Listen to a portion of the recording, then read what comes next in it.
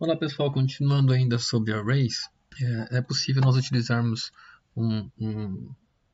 a criação, né, obtermos a criação de uma array a partir de uma string utilizando esse array.from, esse método aqui. Então, por exemplo, digamos que eu queira criar um array x qualquer e eu vou usar aqui array.from e vou escrever uma sigla, como por exemplo A, B, N, T. Eu exibi isso no meu console. A gente vai ver então que as letras A, B, N e T foram separadas aqui em um vetor de 4 posições, com índices de 0 até 3. Uma outra situação interessante de nós utilizarmos outro método é o método includes em uma array para testar se algum elemento está presente naquele array. Então, digamos que a gente tenha um array novamente de cidades, como eu fiz anteriormente. Eu quero testar, por exemplo, se dentro de cidades encontra a cidade de Foz. Ele vai mostrar que o resultado é true, que é verdadeiro. Ele retorna verdadeiro ou falso. Então, esse vetor existe, possui a cidade de Foz lá dentro. Se eu tivesse escolhido uma cidade diferente, como por exemplo Feira de Santana, ele ia retornar como falso, significa que essa cidade não se encontra dentro desse vetor. Então, basicamente, é um teste lógico que nós estamos fazendo para verificar se o elemento existe naquele vetor ou não. Agora, digamos que nós pretendemos percorrer uma array, ok? A ideia de iterar ou percorrer, varrer, passar por todos os elementos do array, nós vamos precisar então utilizar algum método específico para isso. Primeiro eu vou criar aqui um array novamente de jogadores. Vou colocar aqui igual eu tinha feito anteriormente. E aqui eu vou colocar outros nomes. Tio, Milton, Nuno. Esse cara aqui vai ser zagueiro. Esse é um volante. Esse também é um volante. Eu quero percorrer esse array acessando cada um dos itens do primeiro até o último item. Então, eu vou criar aqui um método, ou melhor, uma função, para obter apenas o nome de um jogador especificamente desse array. Eu vou criar aqui função obtém nome jogador. Aqui a gente tem o parâmetro j. Quando for passado aqui um valor para dentro, um nome para o jogador, esse j vai assumir esse nome e vai ser retornado nessa função. Então, j.nome. J assumindo que vai chegar aqui um array, né, um vetor, um elemento do vetor, na verdade. Está assumindo que vai aparecer como elemento, um item desse vetor, e esse item vai ser então inserido dentro da variável j. Quando eu pego o j.nome, ele vai pegar o nome de um elemento específico do vetor. Agora, se eu pego assim, eu crio uma variável chamada apenas nomes jogadores, e eu faço aqui o vetor jogadores.map, e aqui dentro eu chamo essa função que eu acabei de criar. Quando eu salvar aqui, eu vou verificar o conteúdo então desse resultado da função ou do método map. Console log nome jogadores. Certo que a gente tem aqui somente os nomes dos jogadores: Beto, Gil, Milton e Nuno. Mas essa função aqui, pessoal, ela retorna só j.nome. Mas por que está imprimindo todos os nomes de todos os jogadores? Porque o método map ele fez o seguinte: para esse vetor chamado jogadores, que a gente tem 1, 2, 3, 4 jogadores, ele iterou, ele passou por cada item do vetor e para cada item ele jogou aqui para dentro desta função aquela posição, aquele item específico. Então, assim, ó, o item 1 foi passado para essa função. Então aqui o J assumiu, pegou o conteúdo do primeiro item, do primeiro elemento do vetor, que é isso daqui. E aí a partir deste primeiro elemento, ele pegou somente o atributo nome, ou a chave nome. Como isso aqui foi retornado para onde a função foi chamada, esse valor aqui, no caso beto, foi retornado para cá, e o resultado foi colocado dentro de uma variável chamada nome de jogadores. Esse map, ele retorna a variável, ele retorna o resultado também na forma de vetor. Então, na próxima, como ele está iterando, ele está percorrendo o vetor, o próximo elemento vai ser esse daqui, o segundo elemento do vetor. Ele passa para essa função esse segundo elemento, vai chegar aqui na variável j o segundo elemento do vetor, pega o nome do segundo elemento, que é Gil. Volta o resultado para onde a função foi chamada e o Gil é adicionado a esse vetor nome jogadores. Isso vai sendo feito sucessivamente até que no final a gente tenha um vetor também somente com o nome dos jogadores. Okay? Isso aqui é um vetor. Jogadores é um vetor, só que ele é um vetor de objetos. Cada um desses elementos é um objeto. E aqui a gente tem só um vetor de strings. Então, basicamente, o que eu estou passando aqui, esse J, ele está assumindo um elemento no vetor que, na verdade, é um objeto. E eu estou acessando essa chave do objeto ou a propriedade do objeto. A gente poderia ter feito a mesma função para obter só a posição. Então, se eu faço aqui, obtém posição, só que em vez de ser J nome, eu colocaria aqui posição. E aqui no map, vou copiar e colar essas duas linhas. Eu teria aqui posição, posições, jogadores. Vou criar um novo vetor. E aqui, em vez de ser obtém nome jogador, seria obtém posição do jogador. Vou copiar isso aqui, colar aqui. Então a gente tem aqui esse primeiro log, ele mostra um vetor de strings só com os nomes dos jogadores. E o segundo vetor também de strings só com a posição dos jogadores.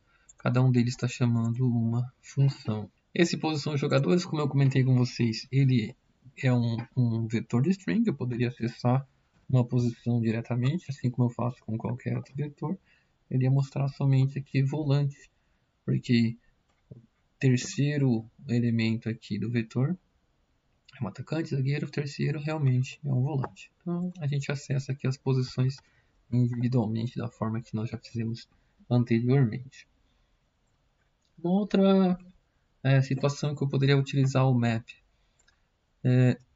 Digamos que eu tenha um vetor chamado notas. E eu vou colocar aqui algumas notas.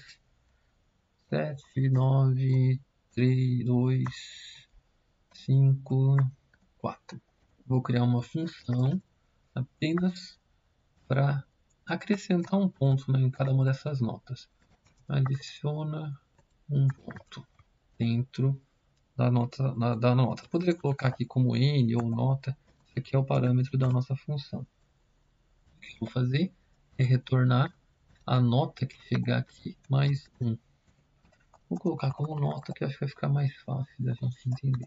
Se eu pego e faço aqui notas atualizadas, vou criar um novo vetor de notas.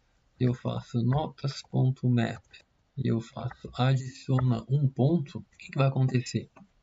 Vamos imprimir aqui o resultado, ou exibir aqui o log notas atualizadas. A gente vai ter então que cada uma das notas foi acrescentada, para cada uma das notas foi acrescentado um ponto. 7 virou 8, 9 virou 10 e assim sucessivamente. Algo interessante, pessoal, sempre que eu chamo uma função, normalmente a gente abre e fecha os parênteses, né? Porque a função tem aqui os parâmetros quando ela foi declarada, e na chamada ou invocação da função, a gente abre e fecha os parênteses para passar o argumento.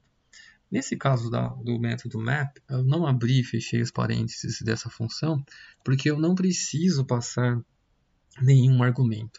Quem vai passar o argumento para essa função é o próprio método map. O que o método map está fazendo? a partir do vetor notas, ele pega individualmente cada elemento do vetor e passa para essa função. Eu não preciso colocar explicitamente o argumento. Então, ele passou o valor 7. O valor 7 foi atribuído aqui para esta variável nota. 7 mais 1 virou 8. Retorna o resultado para onde a função foi chamada. Esse 8 foi adicionado nesse vetor notas atualizado, porque o map gera um vetor novo. Então, notas atualizadas recebe o 8 e assim por diante.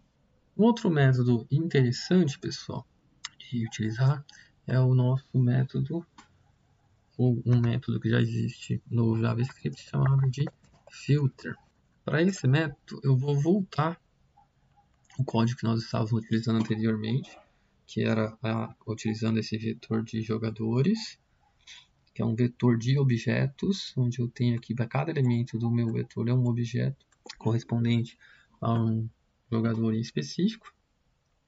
E digamos que eu crie uma função chamada obtém volante. Aqui eu posso passar só J ou eu posso escrever jogador, né? Eu que defino como é que vai ser o nome do parâmetro. Ele vai retornar a posição de um jogador, desde que o valor dessa posição seja exatamente igual a volante. Lembra quando eu uso o símbolo igual 3 vezes? Significa que eu estou comparando, inclusive, os tipos. Os tipos de dados têm que ser exatamente do mesmo tipo. Então, quando eu tenho aqui uma posição igual a volante, agora eu vou criar um vetor chamado volantes, porque eu quero, a partir do vetor de objetos chamado jogadores que eu tenho aqui em cima, eu quero criar um vetor somente com os volantes. Por isso que a gente fala que a gente vai filtrar. Então, vou fazer aqui jogadores.filter e passo o método que nós acabamos de criar, que é o obtém volante. Vou imprimir aqui o resultado. Aqui são os dois logs que eu imprimi anteriormente, que são as posições e os nomes dos jogadores. E aqui eu tenho um vetor somente com o Milton e o Nuno, que são os dois volantes daquele vetor anteriormente. Okay? Então, nesse caso aqui, pessoal, você fala assim, mas qual a diferença do map para o filter? O map, como a gente pode ver, ele retornou um valor, criou um vetor novo, retornando valores do vetor que a gente tinha lá dentro. Então, por exemplo, eu peguei o nome de jogador, posição de jogador, criei um vetor novo com esses valores. Mas ele percorreu cada um dos itens e retornou esse resultado. O método filter, ele percorreu cada um dos itens, cada um dos elementos do vetor, dos objetos do meu vetor, chamou essa função, obtém volante, passando um objeto por vez. Então aqui foi passado o primeiro jogador. Aqui essa variável assumiu os dados do primeiro jogador. Ele verificou se a posição do primeiro jogador for igual a volante, ele vai retornar esse valor e colocar no vetor resultante. Se isso aqui for falso, ou seja, a posição não é igual ao volante, serve que o primeiro jogador do vetor é um atacante, então ele não vai adicionar nada aqui dentro desse vetor. Quando ele chegou aqui no Milton, que é o terceiro elemento na posição 2, 0, 1 e 2, a posição é igual a volante, isso é verdadeiro, ele pegou o objeto inteiro. Okay? Observe que ele não pegou só a posição. Ele pegou o objeto jogador inteiro, que faz parte do vetor jogadores, e colocou para dentro desse vetor volantes. Então, esse cara aqui ele retornou todo o elemento do vetor e não apenas um valor, como foi feito o map anteriormente. E um outro método muito interessante de ser utilizado com vetores é o for each. Você pode traduzir literalmente para cada. Vai percorrer cada um dos nossos elementos de um vetor. Então, digamos que ao invés de retornar alguma coisa, O for each ele percorre os elementos e você pode executar algum tipo de ação. Vamos utilizar aqui, por exemplo, vamos criar uma função para exibir ou imprimir, né, no log o nome do jogador.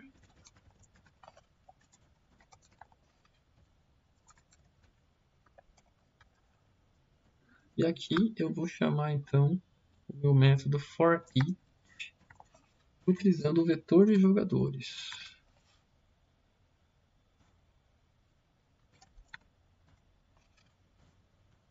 Então, observe que aqui imprimiu cada nome de jogador, o Beto, o Gil, o Milton e o Nuno.